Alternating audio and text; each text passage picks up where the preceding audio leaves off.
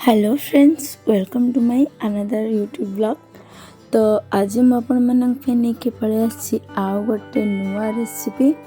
तो वेजिटेबल्सटा देखिकी कहीं जापारे यहाँ वेजिटेबल्सटा ना कौन आ कहीं जापार नथिबे।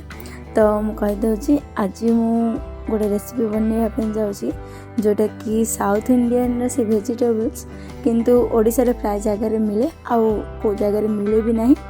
तो आम एरिया रे मिले तो मुझे रेसिपी आज गोटे ओडिशा स्टाइल गोटे माने बनैबी गोटे रेसिपी। तो चलते स्टार्ट करवा आज रेसिपी।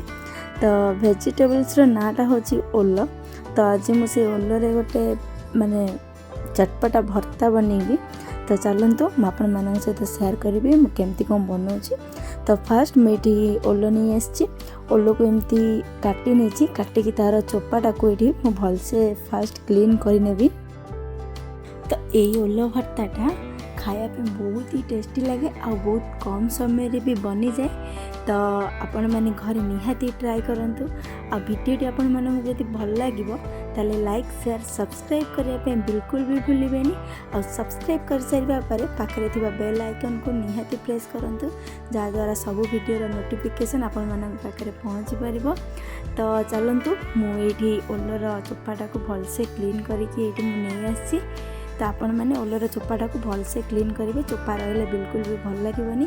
तो क्लीन करके मुझे गोटे बाउल में पानी देकी भलसे धोई नहीं आ धोई सारे आउ छोट छोट पीस करके गोटे प्रेशर कुकर को ट्रांसफर कर देछि। आ प्रेशर कुकर रे किछि पानी मध्य मु आगुरु देथिली आ सेथिरे लूण आ हळदी देकी ताको 3टा सीटी मारिबा पर्यंत मैं गैस रे बसई देछि। तो यही प्रेशर कुकर मोर 3टा सीटी लगे देथिला। तो मु प्रेशर कुकर लीड को खोलिकी देखिली ओलटा परफेक्ट सिझी जाइथिला। आ ताको गोटे बाउल को काढ़ी देथिली काढ़ी ताको गोटे स्मैशर साहाय्य ताको एमती माने चकटी नउची मु।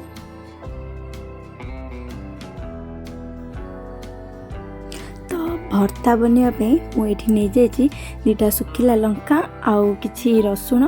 तो सुखिला लंका और रसुण को मुझे छेची देवी भलसे एबे। तो ये मु छेचिकी भलसे नहीं आसी। तो तापरे गैस रो फ्लेम को ऑन करिकी सेथिरे गोटे पैन बसी देथिली। आ पैन में दे देथिली किछि तेल आ तेल भलसे गरम होबा पर सेथिरे दे देथिली सोरिष आउ किछि भृसंग पत्र। सोरिष आ भृसंग पत्र भलसे फुटी गला पर सेथिरे मु एबे दे देछि छेचिकी रखिथिबा लंका और रसुण रो छेचा को आ दे सारिबा पर ताकू किछि समय मैं एठी भाजी नेबी। तो लंका और रसुण आमर ये भलसे भाजी जाइए। तो से मुझे ऐड कर देछि किछि टमाटो को मुझे काटिक रखी। तो टमाटो मुझे किछि ऐड कर देछि आ टमाटो को भाजिला बेले मुझे किछि लूण पकेकी ताको भाजिबी। तो मुझे किछि लूण दे देछि आ टमाटो को ये सॉफ्ट होबा पर्यंत मुई रसुण और लंका चेचारे मुझे टमाटो को भाजिबी। तो टमाटो सॉफ्ट होबा भितर मुझे नहीं जाइए किछि तेंतुली। तो तेंतुली को नहीं आसी तेंतुली किसी समय ये पानी रे मु पकेकी रखी। तो तेंतुली को ये चकटी की तार गोटे माने रस बाहर कर नवा जोटा कि लास्ट रे एथि माने भर्ता रे आम ऐड करबा जोटा कि बहुत ही टेस्टी और चटपटा टेस्ट आनिबो। तो ता भीतर मोर ये टमाटो सॉफ्ट हो जाइतिला। तो सेथिरे मु ए जो ओलटा को आगुरु माने छेचिकी रखी थी तो सेटा को मुझे ऐड कर देछि आ मसला सहित मु से ओलटा को ये भलसे मिसई नेबी।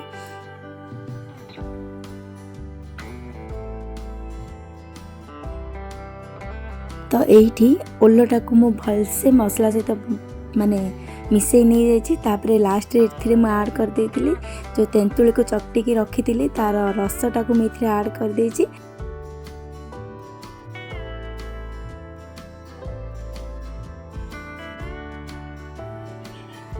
तो यही देखी पार्थिबे रेडी हो गला आमर 5 मिनिट वाला ओल भर्ता।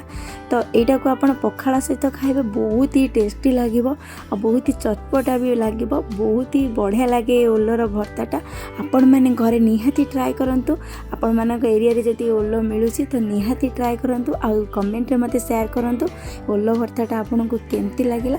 आ वीडियोटी जदि आपन को भल लागिची तो लाइक शेयर सब्सक्राइब करने बिल्कुल भी भूलिबेनी। रहिली जय जगन्नाथ।